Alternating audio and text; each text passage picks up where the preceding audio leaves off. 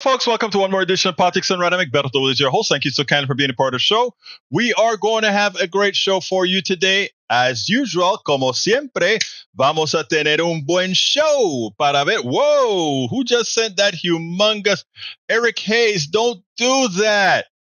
That is you can't put that much stuff that big into the chat. My God, that is huge. It just exploded on me. I don't know what you're trying to say. I can't read all of that.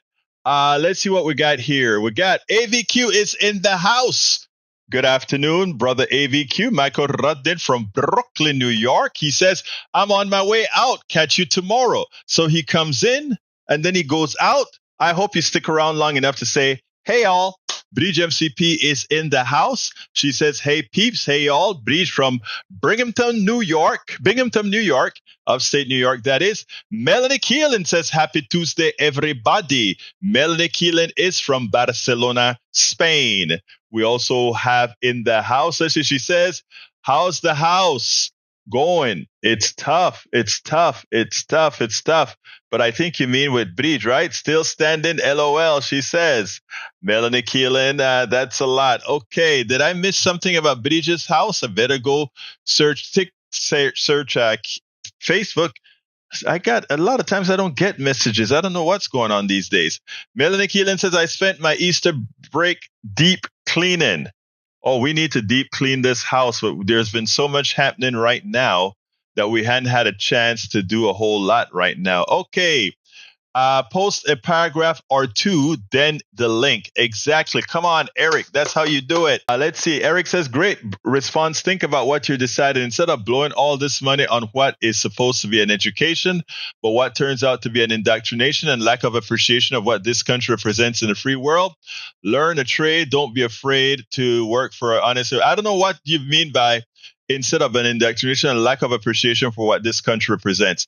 Please, Eric, tell me what this country represents in your view. Eric says, billionaire earned it and family benefits from it. And that is what makes success in 1968. Duncan and two partners founded Enterprise Products with $10,000 and two propane delivery trucks. Next came construction of a fractionator, Bellevue, and soon a small midstream company began its trek toward midstream powerhouse. Full revenue, $20,000, $58 billion. I don't know what you're trying to say. I don't think anybody is going to take away anything from somebody who started a company with $10,000 in 1968. Now, I hope you're cognizant about what $10,000 was really worth in 1968. But the second thing about it is to build that company, they didn't do it alone. Yeah, they may have had the idea and they may have worked their butts off to move those propane tanks. And I agree with all of that. But don't dare sit down and believe that they didn't have the support of community, that they didn't have support of the roads that we all built, that they didn't have support of the educational system that educated the people who helped them form the company at all. And this stuff about for those who don't understand what America means, when you talk to a whole lot of people in America whose back America was built on, don't dare tell them we don't know what America means. For all the slaves that built this country, don't dare tell them you don't know what America means. For the Chinese that came over here and built the Pacific Railroad, don't dare tell them we don't know what America means. For the native Indians whose lands were taken, who genocidally were marched in the Trail of Tears, who after signing treaties for the Black Mountains, lost it all when gold was found, and the settlers took it all. Don't tell us we don't know what America stands for or what America means. You may think in your in what you've learned, what you've been indoctrinated on in America that we don't know. You see, many of us know what America means, and in spite of what America means, we decide to make America better. Because one of the great things about America is it had the opportunity to grow. But it's disingenuous of you, my dear brother. It is unfortunate and it's sad, and it's a disloyal representation to all the other people in this country that can tell you America wasn't built on milk and honey and just the labor that you're willing to put in, because there are many who put a hell of a lot of labor into this country, who got zilch out of it. So please take the glory, glory, hallelujah, and smoke it, brother, because that's what it's worth. Smoke. Madre mia, carajo.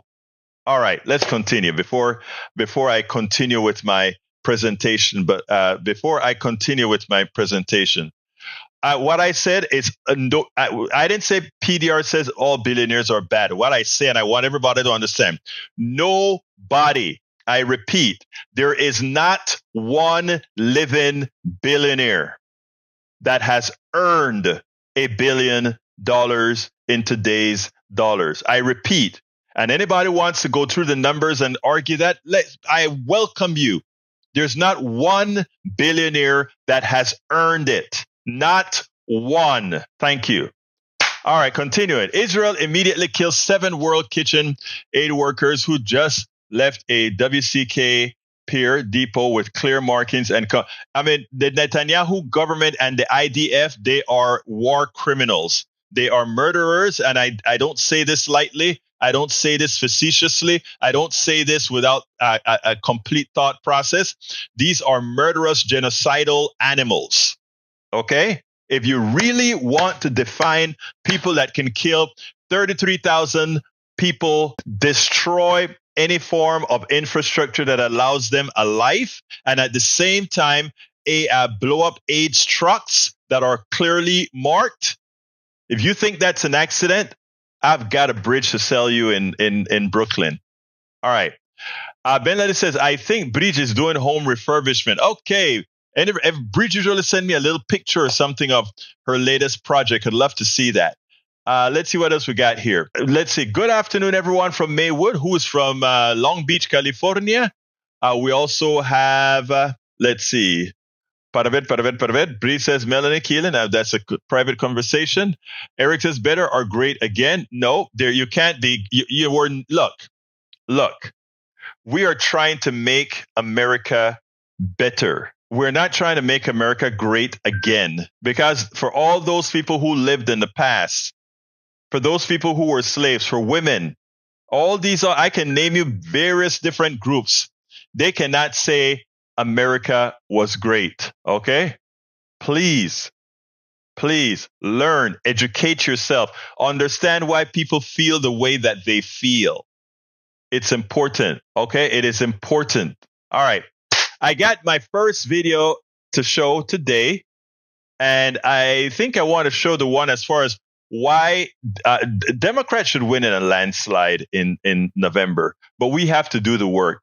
And I give an example of going on to Nextdoor. Nextdoor is a localized social media site, and it's in every city. And you know what they try to do is keep people talking to people in the same vicinity. Nextdoor.com. I'm pretty sure many of you have seen it or are part of it. And I started going into Nextdoor to do my part. In other words, I read my Nextdoor, and if I see somebody who posts something silly or whatever, I try to go ahead and mitigate that with some truths. And notice I said with some truths, I do it in a very respectful manner. And it is something that I think many others should do. I think everybody should do it. And what I'm going to do is I'm going to give an example of how I do it. But first of all, let me go ahead and play the video that I did last night on that interaction of an example of what I say we need to do. Let's go ahead and do that now. Here's the deal. I speak to a lot of people, whether on the right, on the left, in the middle, everywhere. MAGA, I speak to everybody. And I can tell you one thing.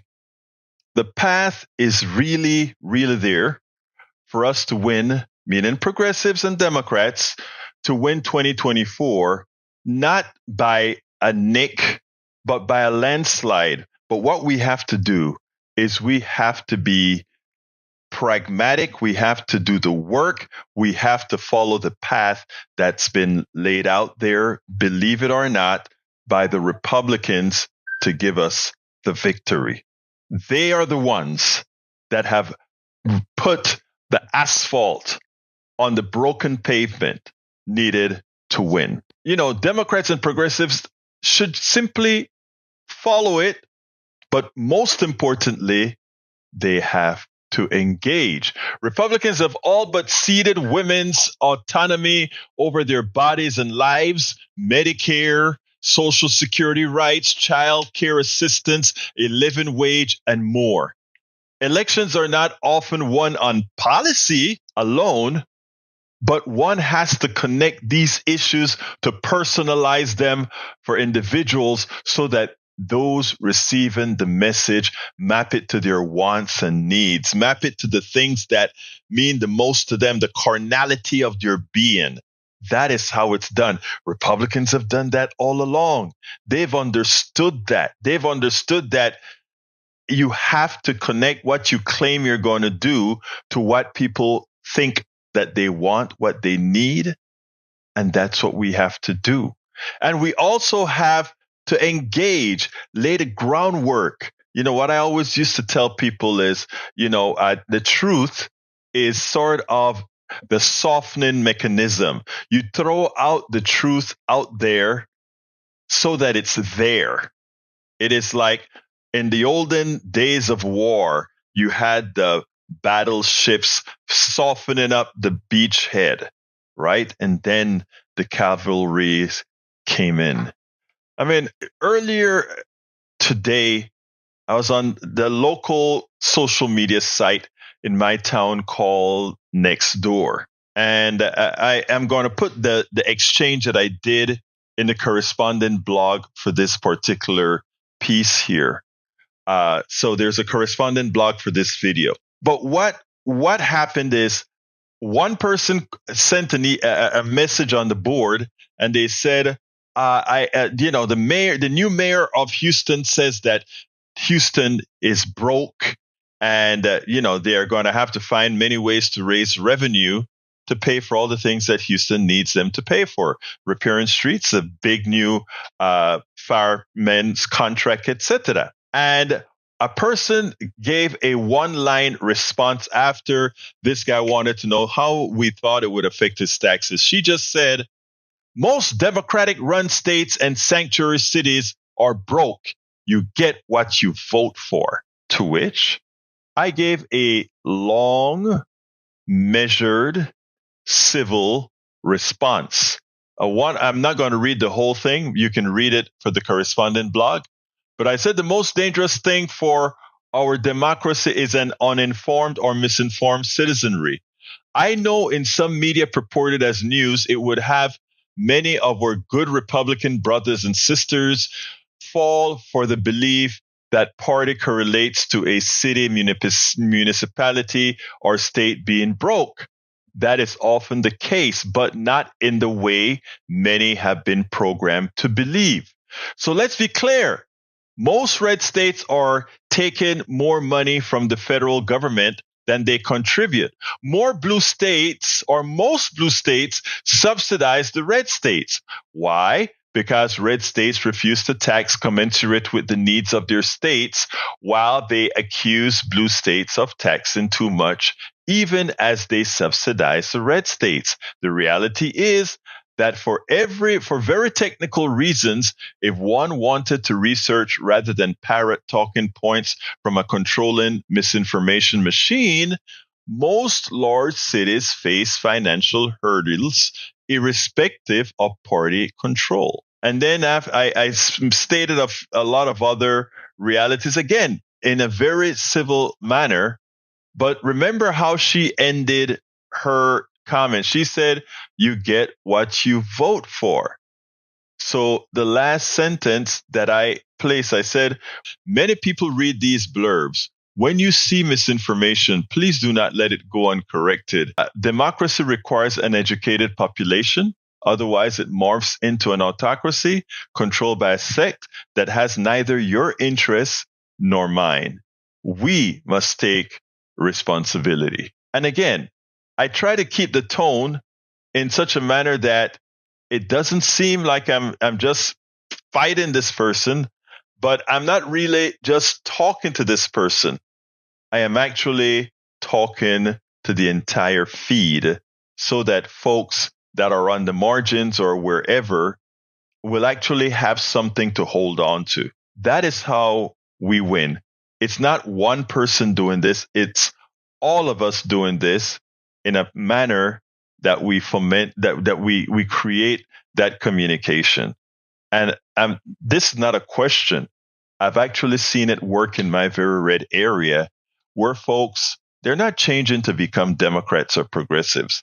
But the one thing they're doing is in fact, some have told me directly that they're voting in their interest. They are not no damn liberal or no damn Democrat, but they're going to vote their interests. That's all we want. That's all we ask for.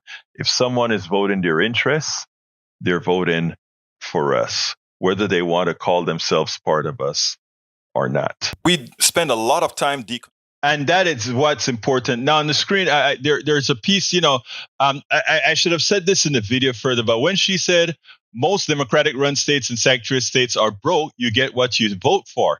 My direct answer to that is, folks, if we are to move forward as a democratic country, we must not allow misinformation to flourish. As an example, you get what you vote for. As an example, we pay billions in taxes for healthcare, yet our fiscally responsible state legislature leaves these billions on the table for ideological reasons. We're entitled to monies to insure millions of Texans. This is your mother, your brother, your father, your sister, your aunt, who are uninsured by the choice of, not you, by the choice of the state of Texas. So many die because our legislature, who purports to center on life, refuses the implementation of the Medicare expansion to the Affordable Care Act.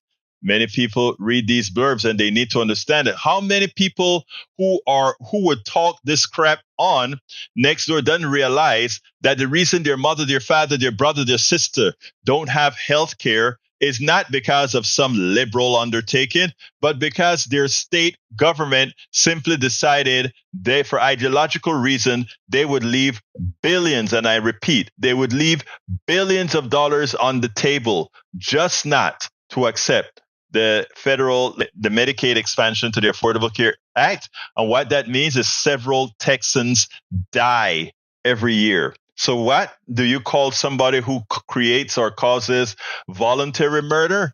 They are homicidal criminals. That's what they are. That's what I consider our current the Republicans in our legislature, who that is what they bring to us. Now, Paul says anyone who, let me say, welcome aboard Bruce Pollard from Kingwood, Texas. How are you doing, my brother? Let's see. We have Paul says, I just wanted to read this one here. I said, okay, there we go. Paul says, anyone who's upset that California fast food workers at major national chains will start earning $20 needs to realize that the minimum wage would actually be at least $24 per hour if it had been raised. And that is a statement of fact. And let me tell you better. What it also means is that those people who did get, as every year inflation went up, right? And workers stayed at the same minimum wage. That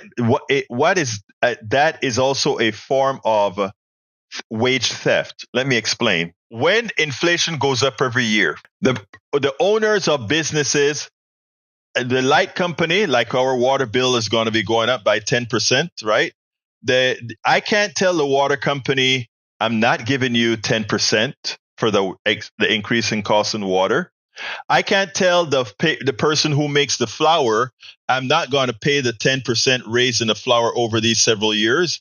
I can't tell the electrical company that I'm not going to pay the electrician bills.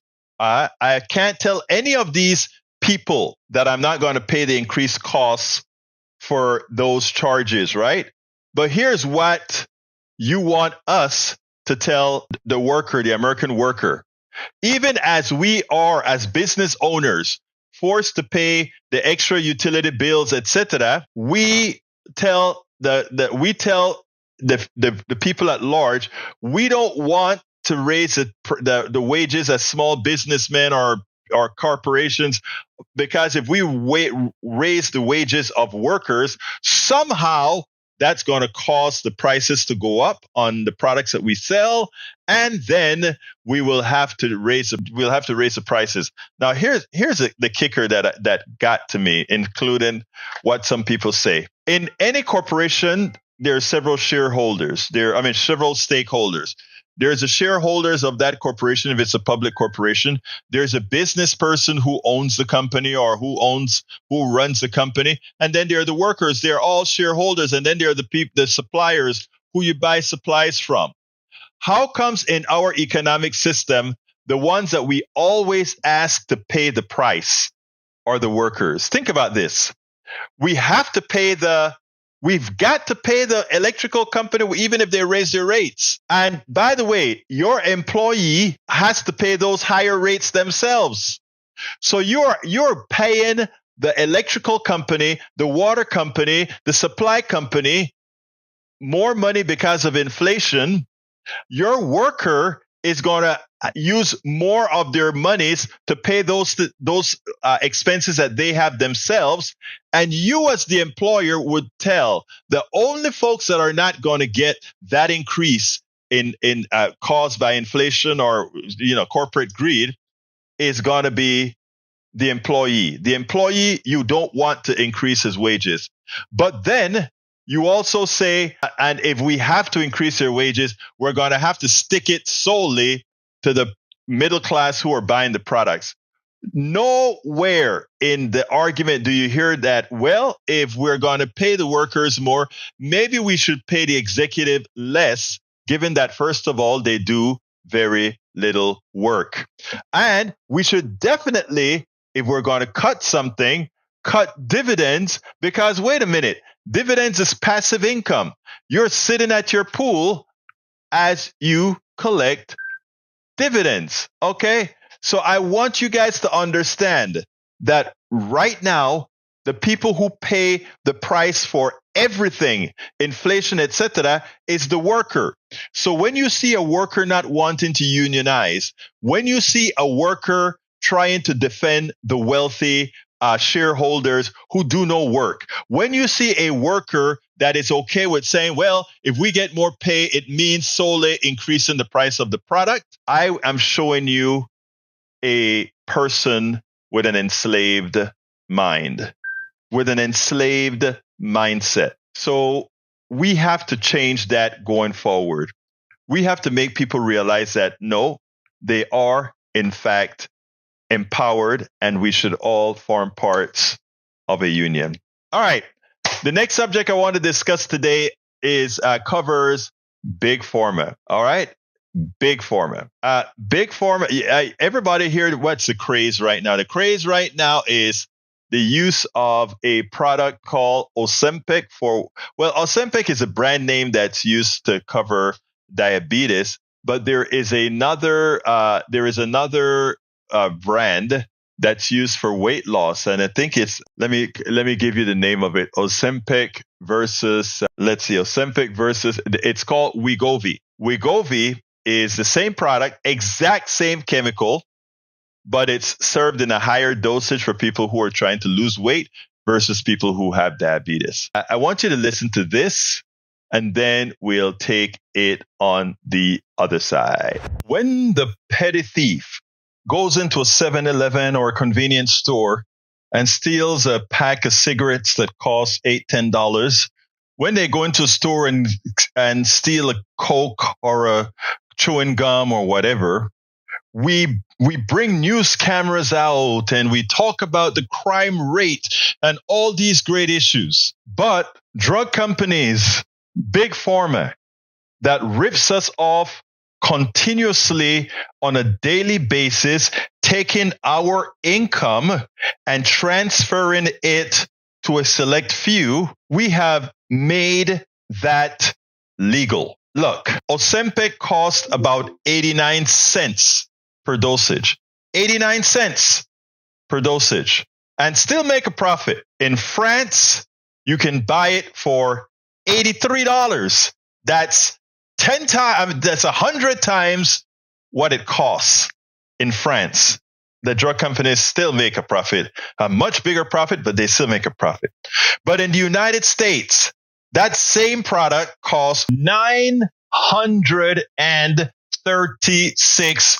That is bigger than grand theft when you take the millions of people that actually get that prescriptions. I want you to listen to this, and then we'll expand a bit further on the other side. Check this out. Weight loss drugs seem to be everywhere these days. You've heard the names, Ozempic and Wegovy, game changer drugs, promising big results, but carrying a big price tag. Now, a new study is suggesting these drugs that cost many Americans more than $1,000 per month can be manufactured for as little as $1. And that's with the company still making a profit. Joining us now, the senator calling on drug makers to change that. Vermont Senator Bernie Sanders. Senator, it's great to have you with us. Thanks so much for taking the time. I know fair drug pricing is something you are very passionate about. What's your reaction to this study? My reaction to the study is that Novo Nordisk has got to substantially lower the price they're charging Americans for two reasons. Number one, you're going to have millions of Americans who are dealing with diabetes, dealing with obesity, not being able to afford this medicine that could really help them. And number two, Anna, if we don't get a handle on this price, Medicare and Medicaid are going to be spending enormous sums of money, which are going to fall back on the taxpayers of this country. Bottom line is, Novo Nordisk should not be charging us over $1,000 for this product a month when they're charging people in Germany $59, charging people in Canada $155. The American people, in my view, no matter what your political view may be, are sick and tired of being ripped off by drug companies and paying the highest prices in the world for prescription drugs, including Ozempic. So why does Novo Nordisk, in your opinion, charge so much more for Americans to get this drug? I know exactly why, and so does everybody else. Throughout the entire world, there are national health programs, which, by the way, in most cases, guarantee health care to all of their people. And they sit down and they negotiate with the drug companies. And they say, you know what, you can't charge us any price you want. Let's sit down and talk about a reasonable price. Here in the United States, until last year, you had the insane situation where the drug companies could charge any price they wanted for any reason. And right now, by the way, many of the new cancer drugs, other important drugs coming onto the market are costing $200,000, $300,000 a year for treatment. So bottom line is what the United States has got to do is what countries around the world do, is start negotiating prices with the industry. Second of all, let's not kid ourselves. The pharmaceutical industry is enormously powerful. They have over 1,800 well-paid lobbyists in Washington, D.C. right now, former leaders of the Republican Party, the Democratic Party. They're very nonpartisan. They will give money to anybody. Second of all, they put a whole lot of money into campaign contributions. So we are taking on one of the most powerful, greedy forces in Washington. And by the way, the drug companies made huge profits last year, as they always do. So it's quite a fight. I think it's important that we engage this and that we win it. We reached out to Novo Nordisk, the company behind Ozempic and Wegovy specifically, and they told us in part this: it's easy to oversimplify the science that goes into understanding disease and developing and producing new treatments, as well as the intricacies of U.S. and global healthcare systems. However, the public debate doesn't always take into account this extremely complex reality. We are proud of the work our scientists have done to advance treatment of chronic diseases to improve lives. We remain committed to working with policymakers to advance solutions to ensure access and affordability for all patients. And they go on to say the majority of U.S. patients covered by commercial health plans pay $25 or less a month for their prescriptions. What's your response to that? My response is two ways. First of all, they should be proud of their scientists to have developed a very important drug. Second of all, while people who have good insurance may end up not paying a whole lot for their product, the truth is that insurance costs in the United States are enormously high. And the reason is insurance companies have to pay top dollar for these products. Thirdly, there are a lot of people in America who are underinsured or have no insurance at all, and they are forced to pay list prices. So yes, we do have a very complicated and broken prescription drug pricing system in America. But at the end of the day, there remains no reason why we are paying over 10 times more for this product than people in other countries. And this is something the health committee that I chair, is going to take a very hard look at. Again, a product that costs 89 cents to make. It can be bought in France for $89, but we, the Americans, the suckers who, they can tell us anything and we believe it. We pay $1,349, and then the drug company wants to tell you, but you're not really paying that because most insurance plans will only charge you a copay of $25 to get Ozempic. But guess what? They don't tell you. You are the one paying for that insurance policy. And every time these drug companies create their grand theft and take your money, your insurance rates go up. So they lie to you and say, oh, but you're not really paying for it. We are all paying for it. All of us who purchase insurance are paying for all the high price products, even if our copay is $25, because we're paying the premiums for those insurance policies, which means we pay the insurance companies to take our monies, to transfer a money from what we have. Many of these products that they created, or they say they created, came from the general knowledge that we as a society have come up with at our universities, or people who were trained at our universities. Public dollars created all this stuff quite often. So you have to ask the question, when are we going to stop believing the crap that drug companies, the big pharma, tells us? Oh, our scientists develop great products. Yeah, we know.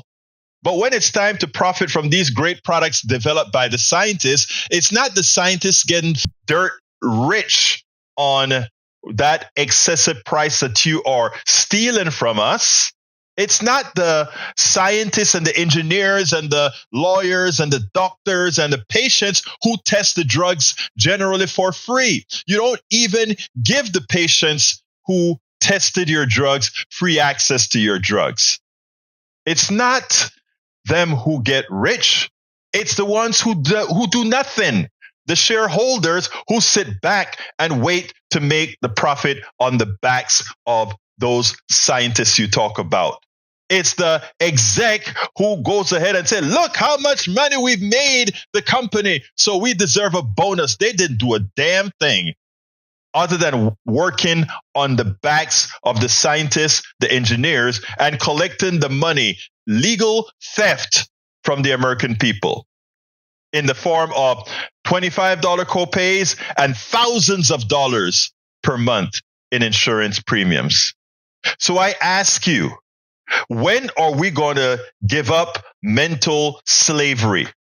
When are we going to stop buying into the frivolities they tell us as an excuse to gouge us? When are we going to say no más, as Roberto Mano de Piedra Durán, our great boxer from Panama, said to Leonard? No más, no más, no more punches. Folks, it's time for us to wake up.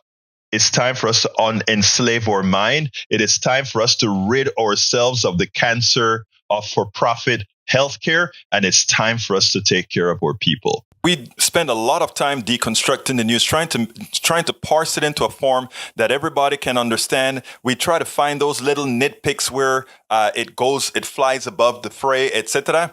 If you really like these videos that we do, I want to ask a big favor. Please go ahead. Number one, subscribe to our channel. And number two, please join if you can. Thank you so kindly for watching. Keep watching. Please remember to share. We must populate the entire internet with our progressive message, a message that we know is what most Americans say that they want. So help us, please join.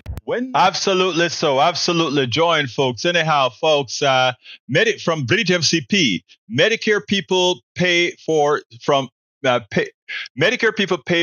I think from Social Security.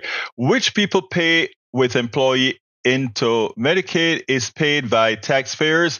Medicare is administered by the Centers for Medicare and Medicaid Services, CMS, a component of the Department of Health and Human Services. CMS works alongside the Department of Labor and the U.S. Treasury to enact insurance reform. The Social Security Administration determines eligibility and coverage levels. Medicaid, on the other hand, is administered at the state level. Although all states participate in the program, they aren't required to do so. The Affordable Care Act increased the cost of taxpayers, particularly those in the top tax brackets, by extending medical coverage to more Americans.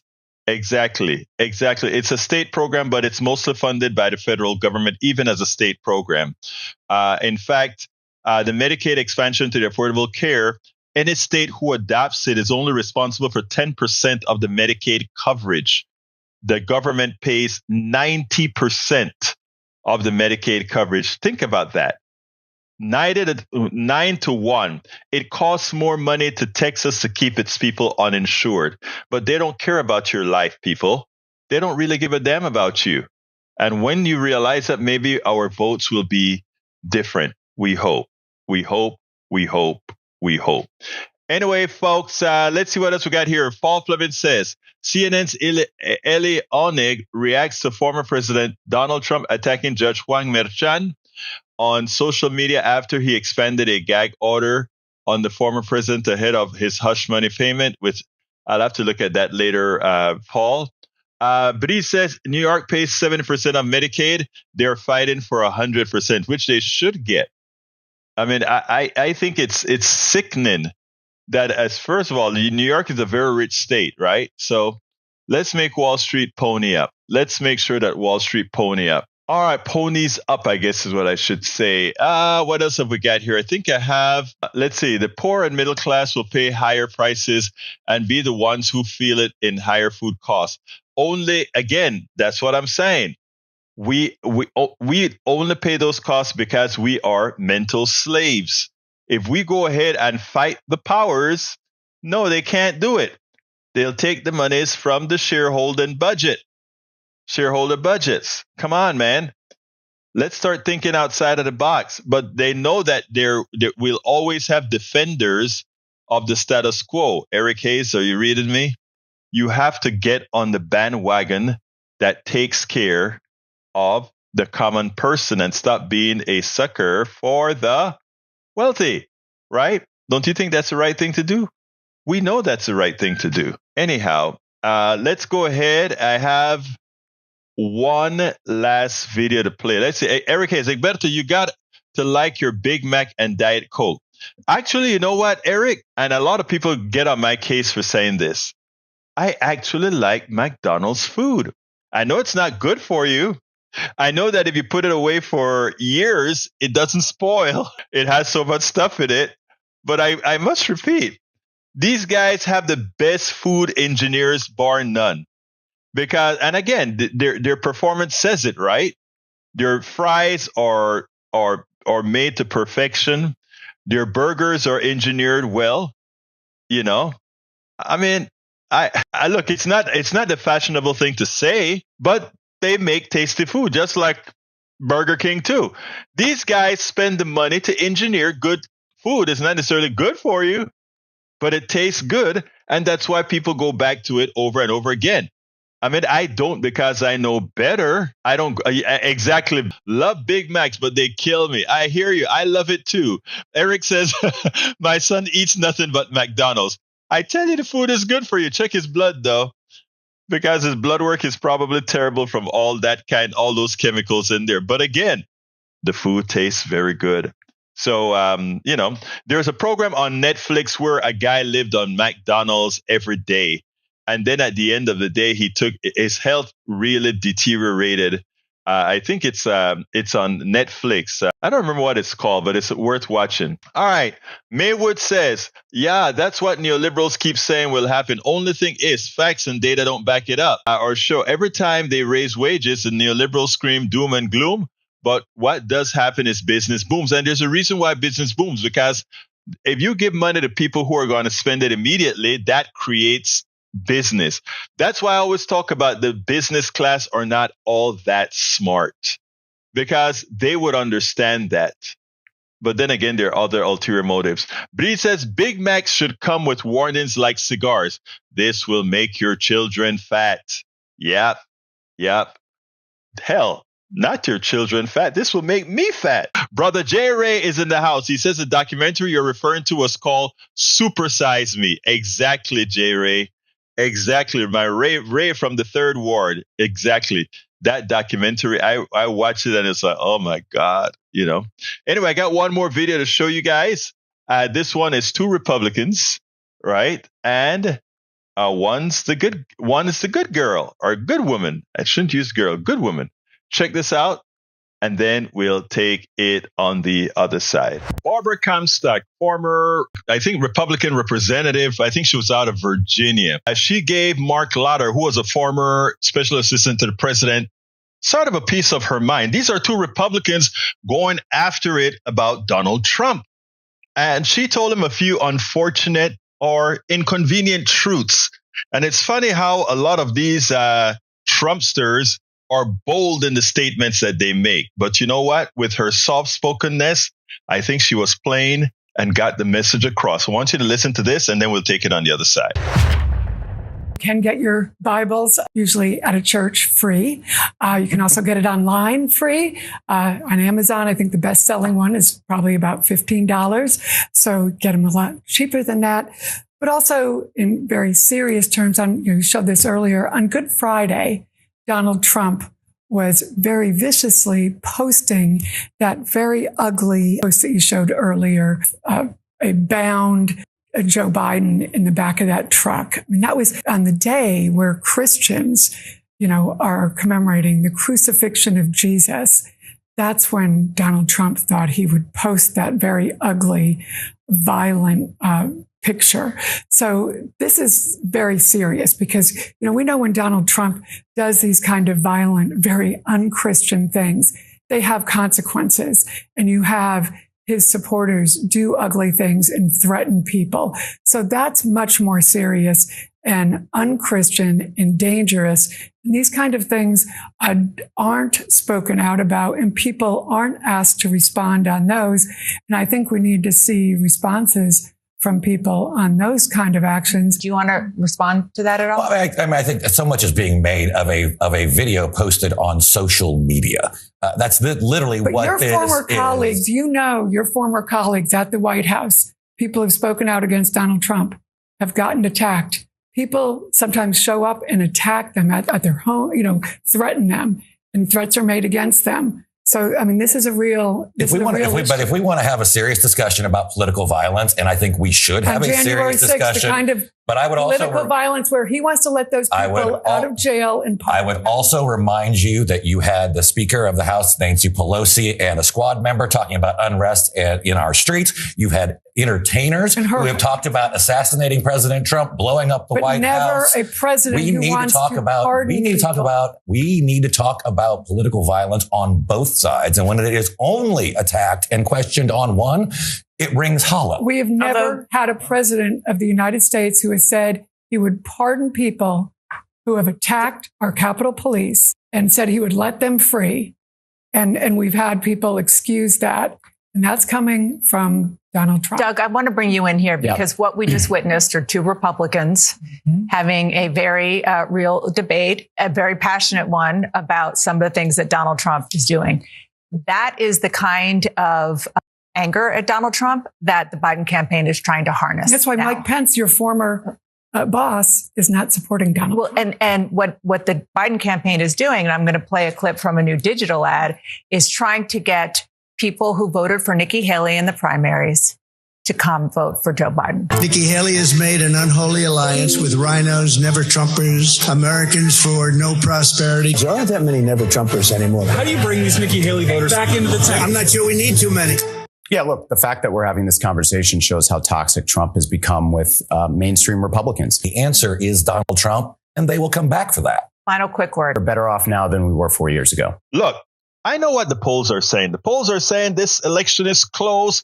The polls are giving Donald Trump a real chance of winning the election, and Democrats are hyperventilating, etc. Look, I am going to say this, and I'm going to put myself out on a limb. I have more faith that Americans are going to look at a bit more self-interest in the late summer when we're getting closer to the election in the fall. I cannot fathom the belief that any marginally thinking American would actually see Donald Trump as a viable alternative to President Biden. I think ultimately they're going to get the picture and they're going to ask themselves if they really, really want to take the risk and put us through 4 years of a nutcase. Because by now, people are seeing this guy as an unhinged nutcase. They're tried their best to make excuses, like this clown that we just heard. Try like best to create false equivalencies, etc. Eventually, it gets to people. Will it get there in time? I actually think it will. And I don't think this is going to be a close election. Everybody's scared that this is going to be a close election that's really close in the swing states, etc. I don't think so. I am getting that feeling that we're looking for a landslide. And remember what I said during the 2022 midterm. I said that red wave that they were thinking about wasn't going to happen. And in fact, I said I thought we would have kept the House. Had the New York folks done their jobs, we would have kept the House. Had the folks in New York done what we said to do, and not try to be Republican light in many of their cases, we would have won and held on to the House. But you know how a whole lot of these neoliberals are. They don't want to associate themselves too closely with that which most Americans want, and that is progressive values. Because again, it may offend their benefactors, right? But anyhow, so folks, it's great seeing these two Republicans go at it. It's great to see Comstock take the moral position. I think we're not to be scared. The landslide is coming. We spend a lot of time deconstructing the news. Yes, the landslide is coming, whether folks realize it or not. The landslide, what is landslide in Spanish? A landslide is el deslizamiento. I think landslide is deslizamiento. Let me see. Landslide in Spanish. I think it's deslizamiento. Landslide. I am forgetting my language. What's going on with me? Deslizamiento. Ha! I remembered it. Okay. All right. Let's see. Anyway, folks, we are at 52.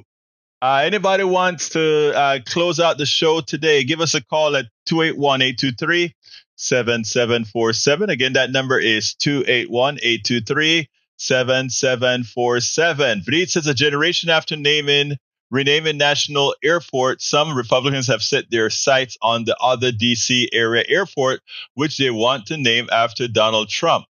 In other words, let's go ahead and name an airport after an upstanding citizen, a guy with 3 baby mamas or 4 baby mamas. I don't remember which one it is. A guy who wants to grab women by the you-know-what. A guy who ripped off many Americans. A guy who went bankrupt several times. Is that what we want to name one of our airports? At a guy who has 88 counts against him? Is that what we want? Come on, people.